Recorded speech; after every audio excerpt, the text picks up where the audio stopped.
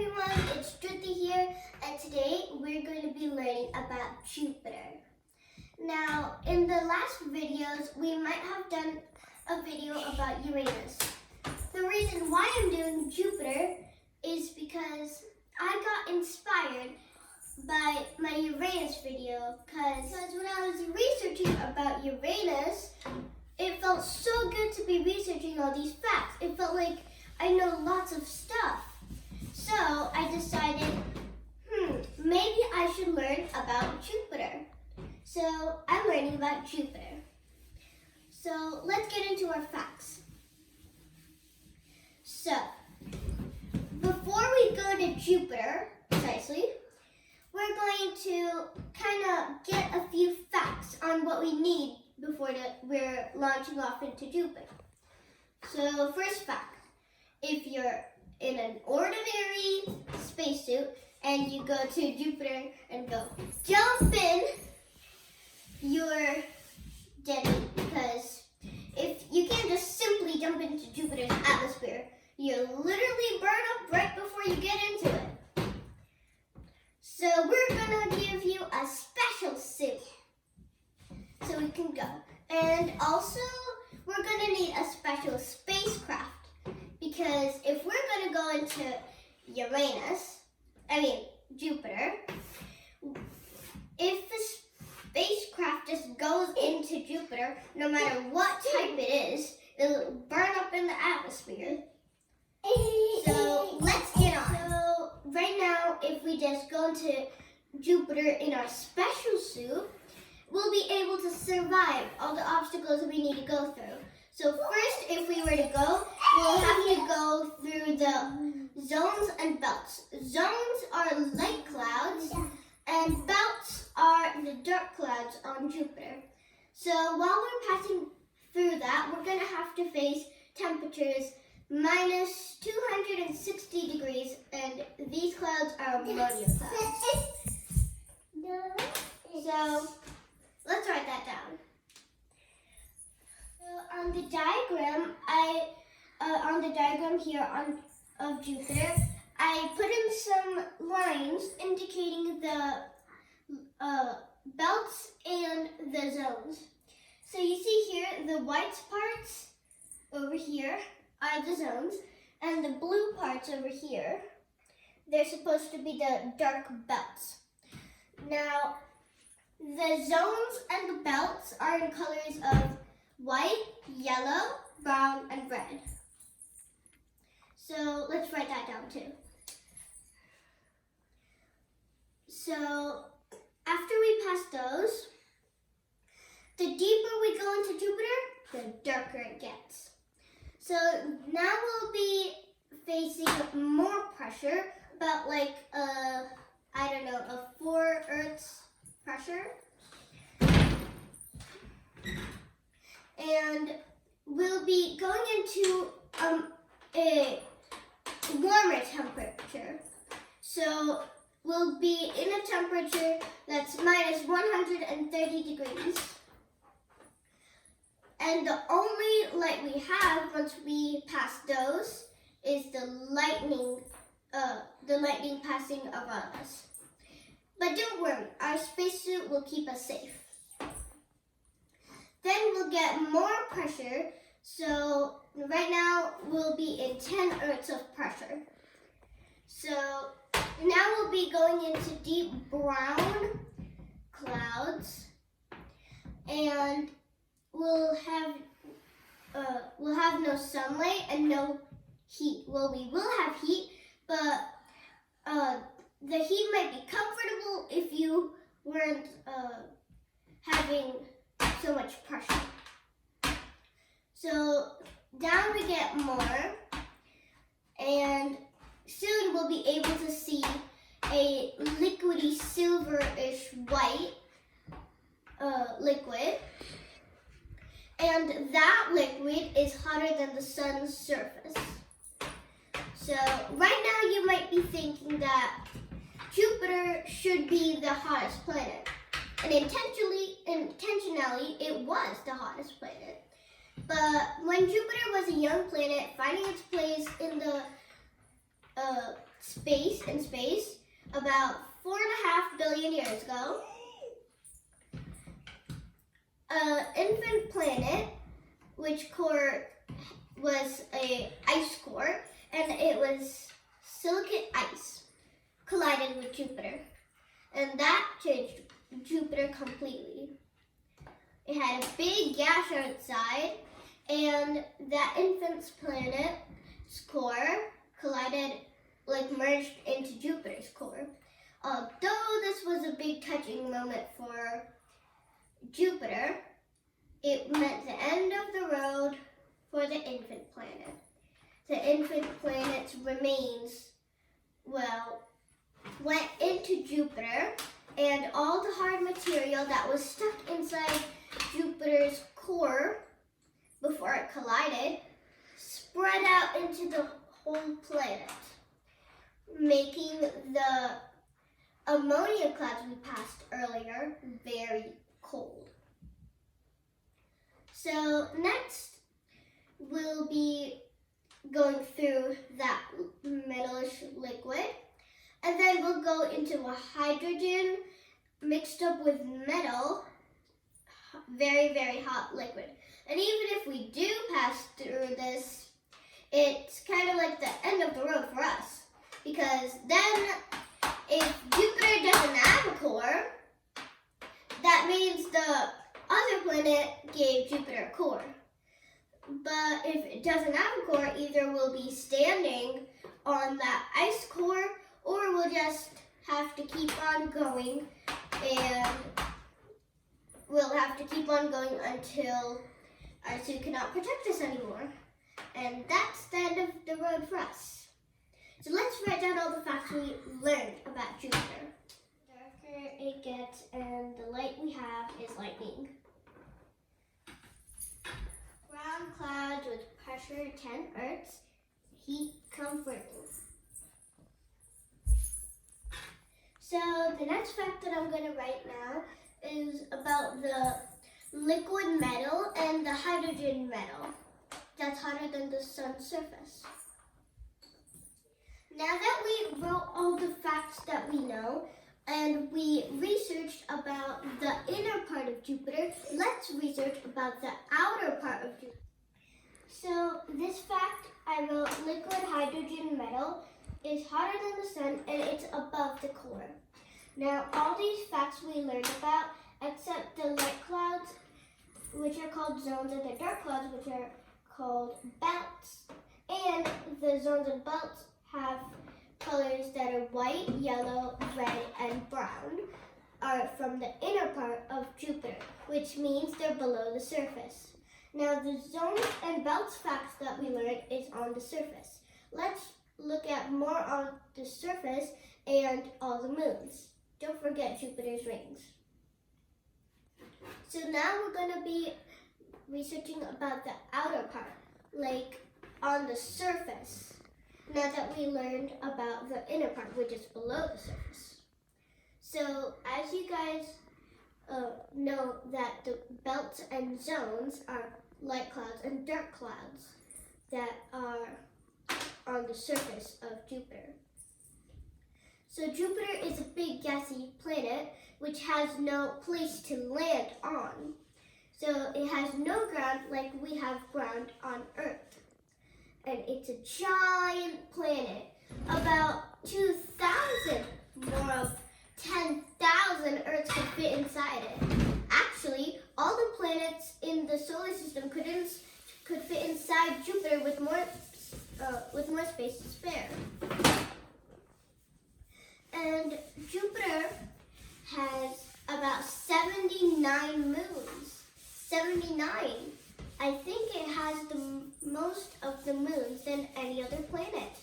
Let's write these facts down. So for the facts that we learned, I wrote 79 moons, which is supposed to mean that Jupiter has 79 moons orbiting it horizontally. And I wrote dust rings here because Jupiter has dust rings around it. Did you know that Galileo's spacecraft went to Jupiter and actually saw some of the moons And Galileo himself looked through a telescope and saw 4 of the moons. He even named them himself.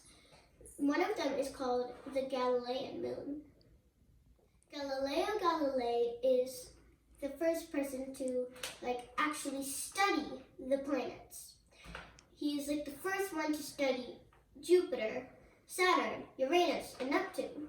The first one to study all the gas planets. So now let's focus on the Great Red Spot that I colored in right here. So the Great Red Spot, as we all know, is a huge spot that is a whirling cyclone. But did you know that whirling cyclone is 3 times bigger than Earth? That means 3 Earths could fit in it. It's 3 Earths wide. So if we stack 1 Earth here, then 1 Earth here, and 1 Earth here, this will be how wide the Great Red Spot is. And also, the Great Red Spot is shrinking. The Great Red Spot used to be this tall and this wide, except it used to be 10 Earths wide and 10 Earths tall. But now it's 3 Earths wide and about 2 Earths tall. And this is happening because as Jupiter orbits, it's going really, really fast, making the days 10 hours. So this whirling cyclone, the Great Red Spot, is also going around Jupiter at that same speed. And it's eating off cyclones, which is causing a lot of amount of wind to just disappear from it, go out into the zones or the belts that the Great Red Spot is in. So let's write our facts down. So what I wrote for these facts is the Great Red Spot is shrinking because, as we all know it, the Great Red Spot is right now shrinking because it used to be 10 Earths tall and 10 Earths wide, but now it's 2 Earths tall and 3 Earths wide. And then a day is 10 hours because of how fast Jupiter spins. And then here I said Galileo Galilei, finder of gas planets, because he is the first one to find all the gas planets through his telescope. So on to the next fact. At Jupiter's south pole, there is a hexagon. This hexagon is made up of 7 cyclones. All 7 cyclones are 1 over here, 1 over here, 1 over here, 1 over here, 1 over here, 1 over here, and 1 in the middle. Scientists are thinking this is because of an asteroid hitting the South Pole and making its gravity a little stronger, making sure that the 7 cyclones create in a hexagon shape. So this one cyclone had technically come into that gravitational point, and then 6 other cyclones would have came and formed a hexagon shape. I will try and show you how it looks.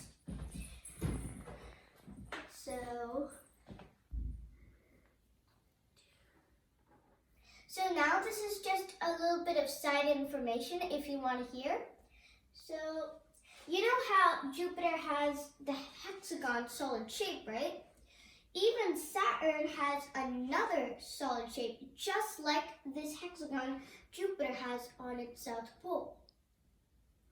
But Saturn's is more flexible. You can say a really, really watery liquid kind of shape. But one way for you to know how to do it is mix water as fast as Saturn's swirling wind, whirling winds, then add 3 shapes in that cup of water or bowl of water you made as fast as Saturn's whirling winds. And then if you look through, you should have put the shapes in a clear, see-through glass or bowl. And if you can see through that, you'll be able to see how Saturn's, hexagon storm shape can actually change into a circle, a square, a rhombus, and any other shape practically. I told you about how the scientists actually discovered how that the Saturn's really loose hexagon out of storms got into shapes, right?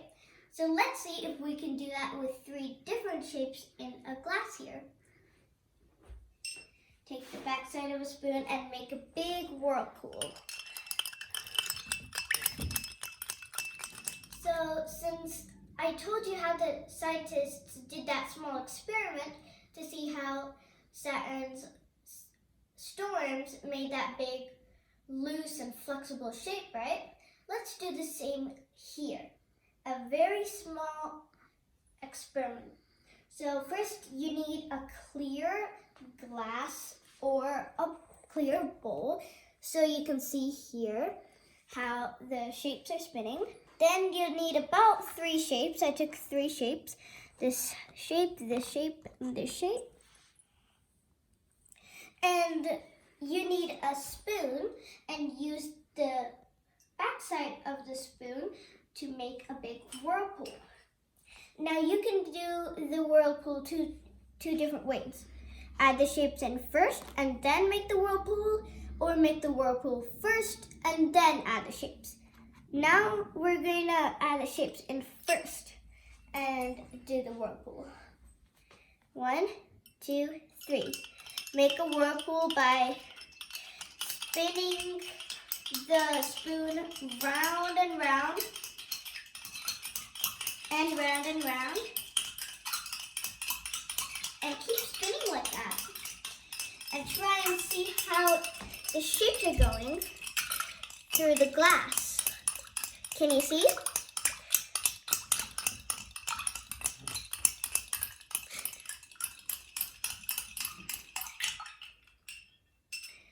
Boy, that really took a lot of energy. I'm gonna spin it, I'm gonna make the whirlpool again, and this time, after I spin it, I want you to think about what you observed. Alright. What can you observe? Think about it.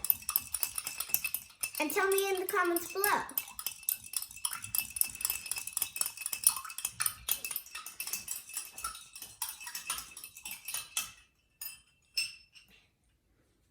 What I noticed is when the whirlpool was spinning and all the shapes were going round and round and round, when I looked, I noticed that when the shapes go round and round, it's sort of like Saturn's rings. How fast Saturn's winds go, Saturn's winds go, those cyclones are kind of like the same. Those cyclones, there are in one shape, but Saturn's fast winds keeps on moving them into a different flexible shape. What did you observe? And that's how Saturn's hexagon became so flexible. Now let's compare the great spots. Now, when I say the great spots, you must be thinking like, but there's only one great spot, the Great Red Spot. But actually, no, there are 2 other spots. On Saturn, there's the Great White Spot, and on Neptune, there's the Great Dark Spot. If we compare them, like colors and, let's say, disappearing and reappearing, how about we go into it to see which ones we can compare more easily? So you may have known that, like in the video, I said that Jupiter's great red spot is shrinking. So that comparison is for us about a size comparison. Now on Saturn's great white spot doesn't really move. It just swirls across Saturn, eating and slowly dissolving inch by inch. So the great white spot is slowly shrinking, but really, really, really, really slow. So Saturn's spot is the great white spot, and Jupiter's spot is the great red spot. Now, let's go on to Neptune's side. Neptune has the great dark spot. The great dark spot goes around Neptune, but as scientists saw, first the great dark spot was moving along Neptune. Then as soon as it went behind Neptune, it disappeared. The side came back again, but it wasn't there. Then, once that side went back into Neptune's winter side, when it came back, the great dark spot is there. What a mystery! Scientists think that the great dark spot is kind of eating or transforming into the Neptune's winds at the winter side, and then not showing up for one whole year, but then showing up the next. How amazing these three planets are! So Neptune has the great dark spot, Saturn has the great white spot, and Jupiter has the great red spot. Now all the side information is done, I'm going to say a small theory that I have researched about if Earth collided into Jupiter. So, Earth hurtling towards Jupiter, it would take 320 days. So as Earth is getting to Jupiter, it has to cross Mars's temperature and its, boundary. And we're going to have really cold times there because Mars is below 250 degrees Fahrenheit. And well, since Earth's atmosphere acts like a whale's blubber, we won't be feeling the temperatures so easily. Instead, it'll be like winter temperatures. So if we are having summer and we were hurtling towards Jupiter and we were passing Mars at that time, we would have winter instead of summer. So, after we cross Mars's boundary, we go into the asteroid belt where we see meteor showers, which are actually asteroids, and we have a danger of getting hit by one. So let's keep moving. After that, we'll go to Mars as Mars becomes brighter, brighter, brighter, and brighter. Day by day, it'll become as bright and as big as our moon. And every hour, every day, it'll become bigger and bigger and bigger and bigger until we reach it. Now, before we reach it, we'll have to go through its moons. And we have a risk of colliding with one. So even if we do dodge all those moons, it'll only become really, really worse. As soon as we collide into Jupiter, well, scientists have figured it out, but the only way they figured it out was because, as I told earlier in the video, Jupiter has collided with another planet. Since the planet came hurtling towards Jupiter's massive gravitational pull, and it collided with it, which was 10 times the mass of Earth, and the cores collided and merged into, we know that that was the moment of truth for Jupiter, but it was the end of the road for the other planet. But won't the similar cautions and causes happen to Earth? It will. As soon as we get into Jupiter's atmosphere, our planet will burn up. But we don't have to, worry about getting to Jupiter's core, because we won't make it. We're too small. Let's focus on Jupiter's name for a sec. Jupiter's name comes from the god, the Roman god, which was the god of gods. And his name was Jupiter. And because Jupiter is so big, the Romans decided to name it Jupiter, the god of gods. Jupiter is so big that all 7 planets can fit inside Jupiter and have more room to spare.